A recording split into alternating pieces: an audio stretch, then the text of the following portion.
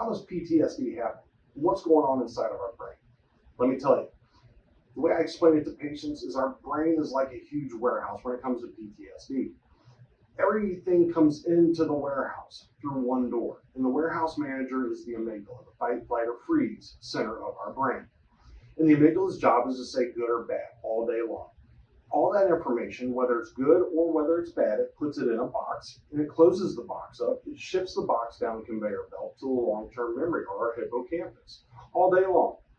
But what happens when we look at PTSD, something happens that is a traumatic incident that overwhelms our body's normal ability to cope with that situation. So the brain doesn't know what to do. The amygdala sends out an alarm signal and preserves life safety the best way that it knows how, but it doesn't know what to do with that information. So it takes it and it puts it in the box, but it doesn't close it up, and it just leaves it on the warehouse floor. The problem is now we have an open box on the warehouse floor.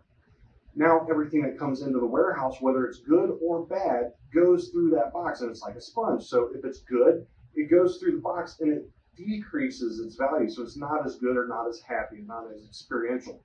Something bad happens, comes in, goes through that box, but it's a little bigger now before it gets to the amygdala. Well, in incidences of higher traumatic responses or situations, we can start developing more open boxes on the warehouse floor. Why that's not healthy is because, again, something bad happens. But now it goes through, say, 4 boxes, and it gets a little bigger, a little bigger, a little bigger, and a little bigger. Now, by the time it gets to the amygdala, it's this big. So somebody may say, why are you responding? Why are you acting like that, man? It's no big deal. Like, geez, you're blowing this out of proportion. You're blowing it out of proportion because that's what your brain sees. The brain says it was this, but by the time it got to the amygdala, it was this. And so we're hypervigilant, hyper-aroused, hyper-alert, and we explode. We have this triggered effect. And that's what's going on in our brains with trauma that's never been processed. All these open boxes on the floor. So people with PTSD might say, I just don't feel like myself anymore. I'm just not happy. I'm not excited. I don't feel anymore. I'm numb.